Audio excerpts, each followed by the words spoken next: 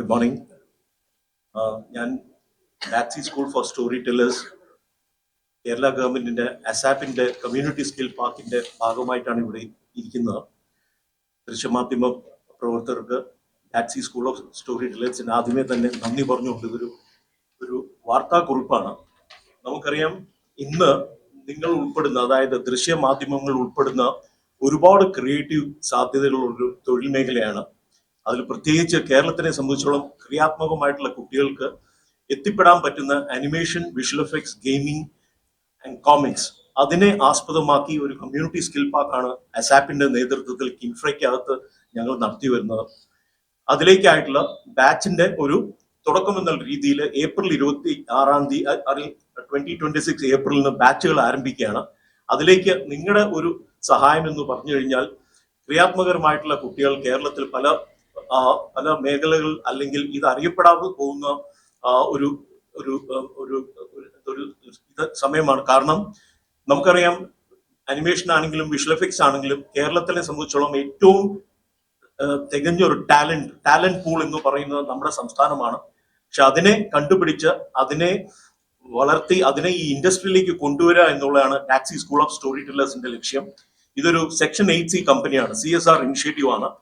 ഇത് സ്റ്റുഡിയോസിന്റെ ഭാഗമായിട്ട്, അതായത് കേരളത്തിൽ വന്ന് ടാലൻസിനെ കണ്ടുപിടിക്കുക എന്നുള്ളതിന്റെ ലക്ഷ്യമായിട്ട് കേരള ഗവൺമെന്റുമായിട്ട് സഹകരിച്ച് ചെയ്യുന്ന ഒരു സംരംഭമാണ്. അനിമേഷൻ കഴിഞ്ഞവരും അല്ലെങ്കിൽ അനിമേഷൻ പഠിക്കാൻ ഉദ്ദേശിക്കുന്നവർക്കും അവരെ ഈ കരിയറിലേക്ക് എങ്ങനെ കൊണ്ടുവരണം എന്നുള്ളൊരു ലക്ഷ്യത്തോടു കൂടിയാണ് ഈ ഒരു സംഘടന അല്ലെങ്കിൽ ഈ ഒരു അക്കാഡമി വർക്ക് ചെയ്യുന്നത്. ഇതിലേക്ക് ഒരു വ്യത്യസ്തമായിട്ടുള്ള ഒരു ഉദാഹരണം പറയാം. കാരണം ഒരു ഗെയിം ഡെവലപ്മെന്റ് എന്ന് പറയുമ്പോൾ ഇന്ന് കുട്ടികൾ പഠിക്കുന്ന ഒരു ഗെയിം എങ്ങനെ ഡിസൈൻ ചെയ്യണം അല്ലെങ്കിൽ ഗെയിം എങ്ങനെ ഡെവലപ്പ് ചെയ്യണം എന്നാണ്. പക്ഷെ ഡാക്സിയുടെ ഭാഗമായിട്ട് ഈ കുട്ടികൾ പഠിച്ചിറങ്ങുമ്പോൾ തന്നെ ഒരു ഗെയിം ഡെവലപ്പ് ചെയ്തുകൊണ്ടാണ് ഇറങ്ങുന്നത്. അതായത് ഈ ഒരു ഇൻഡസ്ട്രിയിലേക്ക് ഒരു എന്റർപ്രണൽ വെഞ്ചറായിട്ട് അവരെങ്ങനെ മാറാം, അല്ലെങ്കിൽ അവർക്ക് ഈ ഒരു സ്റ്റാർട്ടപ്പ് അല്ലെങ്കിൽ എങ്ങനെ ഒരു ഗെയിം കരിയർ ഡെവലപ്പ് ചെയ്തെടുക്കാം എന്നുള്ളതാണ് നോക്കുന്നത്. അതുപോലെ തന്നെ അനിമേഷൻ ആണെങ്കിൽ തന്നെയും അനിമേഷൻ പ്രോജക്ട്സിൽ വർക്ക് ചെയ്തുകൊണ്ടാണ് അവർ പഠിക്കുന്നത് തന്നെ. അപ്പൊ ഇതിന്റെ ഒരു ഭാഗമായിട്ട് ഈ ഒരു സംരംഭത്തിന്റെ ഭാഗമായിട്ട് പ്രത്യേകിച്ച് സ്ത്രീകൾക്ക്, കാരണം വിമൻ ഇൻ അനിമേഷൻ എന്ന് പറയുന്ന ഒരു വലിയൊരു മൂവ്മെന്റ് ആണ്. അതുപോലെ തന്നെ കേരളത്തിലെ ക്രിയാത്മകമായിട്ടുള്ള പെൺകുട്ടികൾക്ക് കടന്നു വരാനുള്ള സ്കോളർഷിപ്പും, അത് മാത്രമല്ല ഇതൊരു സബ്സിഡൈസ്ഡ് ആയിട്ടുള്ള ഒരു ഫീസിലാണ് ഈ ഒരു പ്രോഗ്രാം നമ്മൾ ഇത് ചെയ്യുന്നത്. അതിലേക്ക് നിങ്ങളുടെ ഒരു ഈ പറഞ്ഞ പോലെ ഒരു മാധ്യമത്തിന്റെ ഒരു സപ്പോർട്ട് വേണം. കാരണം നിങ്ങൾ ഉൾപ്പെടുന്ന ഒരു മേഖലയാണ്. അതിൽ നിങ്ങൾക്ക് തന്നെ അറിയാം ഈ ഒരു മേഖലയിൽ നമുക്ക് എങ്ങനെയാണ് കേരളത്തിനെ മുന്നോട്ട് കൊണ്ടുപോകാൻ പറ്റുന്നത് എന്നുള്ളത്. കാരണം ഒരു ഉദാഹരണം പറഞ്ഞു കഴിഞ്ഞാൽ, സേബു അനിമേഷൻ എന്ന് പറയുന്നത് ആണ് ഞങ്ങളുടെ പേരന്റ് ഓർഗനൈസേഷൻ അല്ലെങ്കിൽ സേബു എഫക്ട്സ്. നിങ്ങൾക്കറിയാം, കാന്താര പോലത്തെ സിനിമകളിൽ ഏറ്റവും കൂടുതൽ വർക്ക് ചെയ്ത് കേരളത്തിലുള്ള ആർട്ടിസ്റ്റുകളാണ്. അപ്പൊ ഇങ്ങനത്തെ ആർട്ടിസ്റ്റുകളെ നിരന്തരമായിട്ട് തെരഞ്ഞുപിടിച്ച് അവരെ ഈ മേഖലയിലേക്ക് കൊണ്ടുവരിക എന്നുള്ള ഉദ്ദേശത്തോടുകൂടി വർക്ക് ചെയ്യുന്ന ഒരു നോൺ പ്രോഫിറ്റ് ഓർഗനൈസേഷൻ ആണ് ഡാക്സി സ്കൂൾ ഫോർ സ്റ്റോറി ടെല്ലേഴ്സ്. നിങ്ങൾക്കും ഇതിന്റെ ഒരു ഭാഗമാകാം.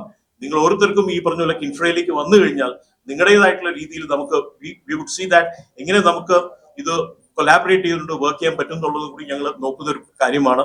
പറഞ്ഞുകൊണ്ട് നിർത്തുകയാണ്. എന്തെങ്കിലും ചോദ്യങ്ങൾ ഉണ്ടെങ്കിൽ തീർച്ചയായിട്ടും ചോദിക്കാം.